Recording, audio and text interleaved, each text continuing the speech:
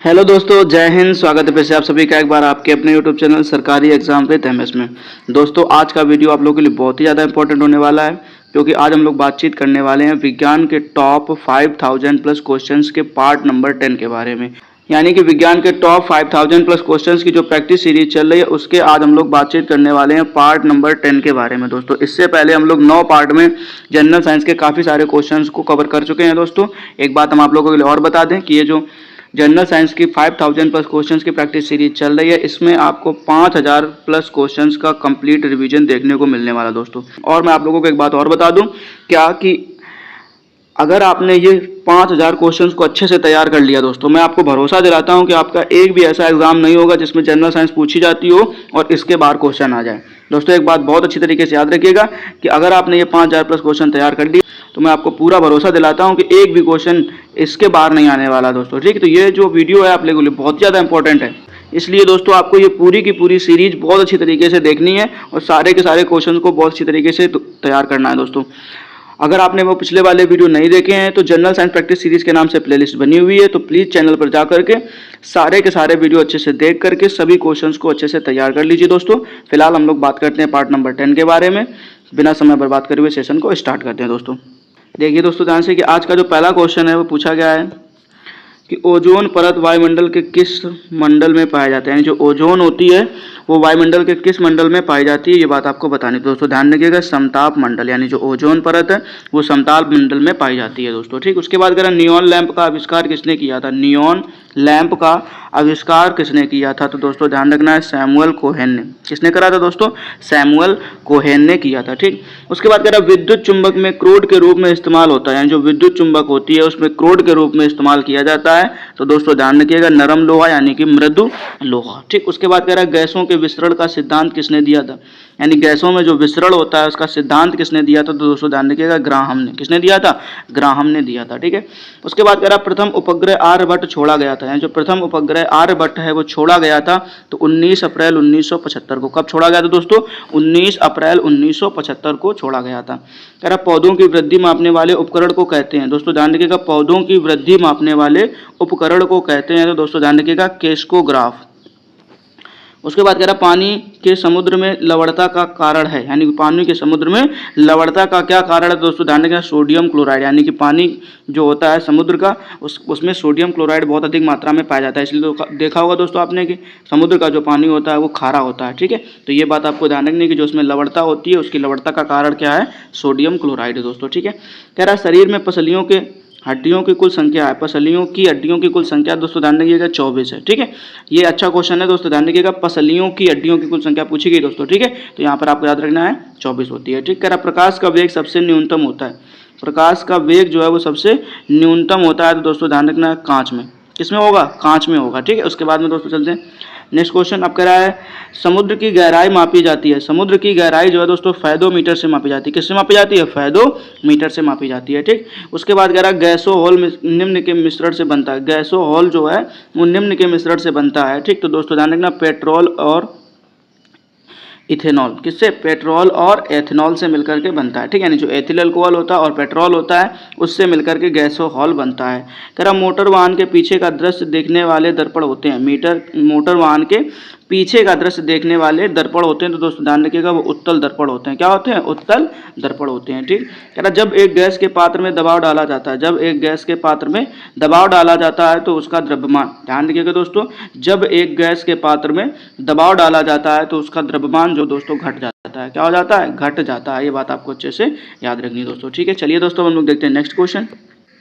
ध्यान से पढ़िएगा दोस्तों, नेक्स्ट क्वेश्चन में पूछा गया है, कह रहा है क्या कि बीसीजी, ध्यान रखना दोस्तों, क्या कह रहा है बीसीजी टीके किस रोग के विरोध में लगाए जाते हैं। जो बीसीजी के टीके होते हैं वो किस रोग के विरोध में लगाए जाते हैं, तो दोस्तों ध्यान रखिएगा ट्यूबरक्लोसिस। किसके विरोध में, ट्यूबरक्लोसिस के विरोध में लगाए जाते हैं। कह रहा है मैलाकाइट किस धातु का खनिज है। मैलाकाइट किस धातु का खनिज है, तो दोस्तों ध्यान रखिएगा मैलाकाइट जो है वो तांबा धातु का खनिज होता है। उसके बाद कह रहा दोस्तों लेंस की क्षमता का एसआई मात्रक है। लेंस की क्षमता का एसआई मात्रक है, तो दोस्तों ध्यान रखना डायोप्टर होता है। क्या होता है, डायोप्टर होता है दोस्तों। उसके बाद कह रहा केल्विन पैमाने के लिए किस बिंदु पर जल उबलता है। केल्विन पैमाने के लिए किस बिंदु पर जल उबलता है। ठीक, तो दोस्तों ये बात आपको ध्यान रखनी है कि जल उबलता कितने पर है, तो आपको पता होना चाहिए 100 डिग्री सेंटीग्रेड पर उबलता है, अगर हम डिग्री सेंटीग्रेड की बात करें, ठीक। और अगर आप डिग्री सेंटीग्रेड को केल्विन में बदलना चाहते हैं तो दोस्तों ध्यान रखिएगा, आपको 273 उसमें ऐड करना पड़ेगा, यानी 273 प्लस में 100 डिग्री सेंटीग्रेड, ठीक। तो ये आपको अच्छे से समझ में आना चाहिए कि जब भी आपको कोई वैल्यू केल्विन डिग्री सेंटीग्रेड में दी जाती है, अगर केल्विन बदलना है तो आपको उसमें 273 ऐड कर देना है, आपका मान जो है वो केल्विन में निकल कर के आ जाएगा, ठीक है। इसीलिए दोस्तों ध्यान रखना है कि इसमें क्या लिखा हुआ है, 373 केल्विन, ठीक। तो 273 प्लस 100 कितना हो जाएगा, 373 केल्विन, ठीक है। अगर आपको थोड़ा सा इसका फॉर्मूला समझ में आना चाहिए तो आप ऐसे याद कर सकते हो कि इसका जो फॉर्मूला होता है वो होता है C/5 बराबर F-32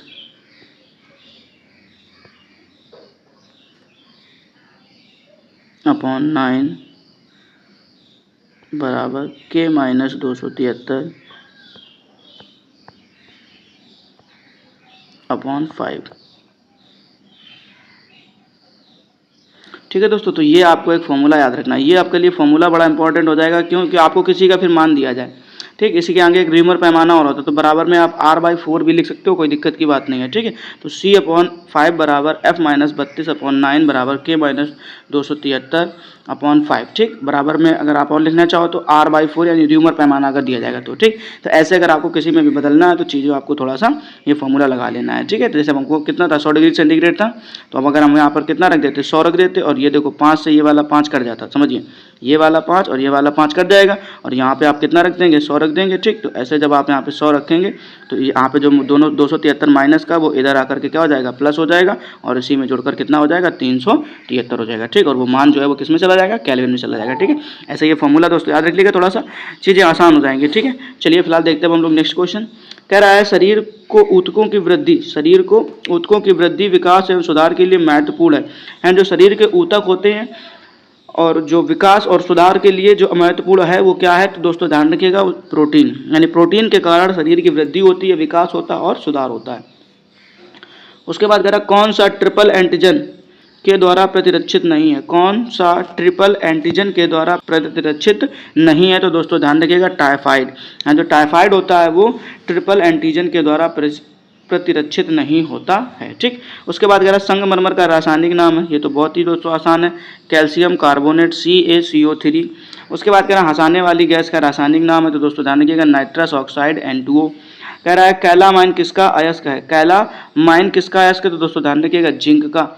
उसके बाद कह रहा है नींबू का पीएच मान होता है, तो दोस्तों ध्यान रखिएगा नींबू बहुत खट्टा होता है, इसलिए इसका पीएच मान बहुत कम होता है, यानी 2.2 होता है, यानी अम्लीय होता है। दोस्तों ध्यान रखिएगा 7 से अगर कम है तो आपको पता होना चाहिए कि ये माध्यम अम्लीय होता है, और अगर 7 से ज़्यादा है तो क्षारीय होता है, और 7 पर उदासीन होता है। जैसे अशुद्ध जल का अगर आपसे कोई पूछता है पीएच मान तो वो 7 होता है, क्योंकि अशुद्ध जल या शुद्ध जल जो होता है वो कैसा होता है, उदासीन होता है दोस्तों, ठीक है। उसके बाद कह रहा कौन मानव रक्त का घटक नहीं है, कौन मानव रक्त का घटक नहीं है, तो दोस्तों ध्यान रखिएगा DNA, क्या नहीं है, DNA नहीं है, ठीक है। ध्वनि के शोरगुल का मापन होता है, तो दोस्तों ध्यान रखिएगा डेसिबल में, किसमें मापा जाता है, डेसिबल में।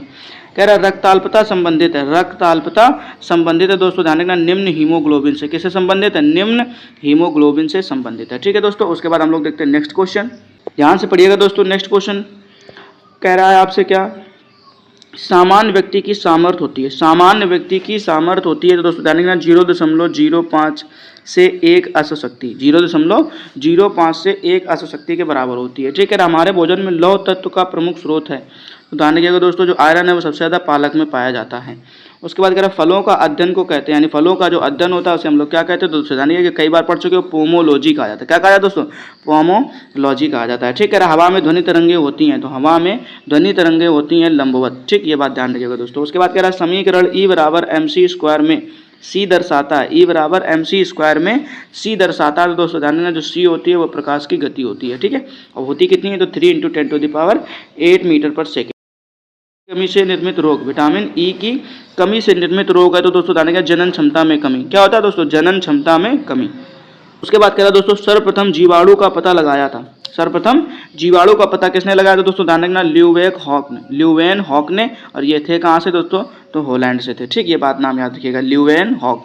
उसके बाद कह रहा बादल किस मंडल में अवतरित होता है, बादल किस मंडल में अवतरित होता है, दोस्तों ध्यान रखना क्षोभ मंडल में, यानी जो बादल होते हैं वो क्षोभ मंडल में अवतरित होते हैं, ठीक। कह रहा है सार्वभौम प्राप्तकर्ता रक्त वर्ग है, सार्वभौमिक प्राप्तकर्ता रक्त वर्ग है, तो दोस्तों ध्यान रखिएगा AB, जंग से बचाने के लिए लोहे पर कलई की जाती है। जंग से बचाने के लिए लोहे पर कलई की जाती है। तो दोस्तों ध्यान रखना, जस्ते की। किसकी कलई करनी पड़ती है? जस्ते की कलई करनी पड़ती है।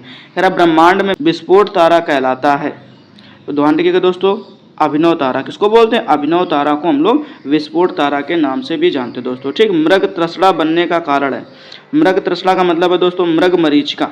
और मृग मरीचिका बनने का कारण होता है पूर्ण आंतरिक परावर्तन। क्या होता है दोस्तों? पूर्ण आंतरिक परावर्तन। ठीक है दोस्तों, आई होप आप लोगों को सारे के सारे क्वेश्चन बहुत अच्छी तरीके से समझ में आ गए होंगे। अगर वीडियो पसंद आया हो तो प्लीज़ वीडियो को लाइक कर दीजिएगा, और चैनल पर अगर फर्स्ट टाइम आए हुए तो प्लीज़ चैनल को सब्सक्राइब कर लीजिएगा।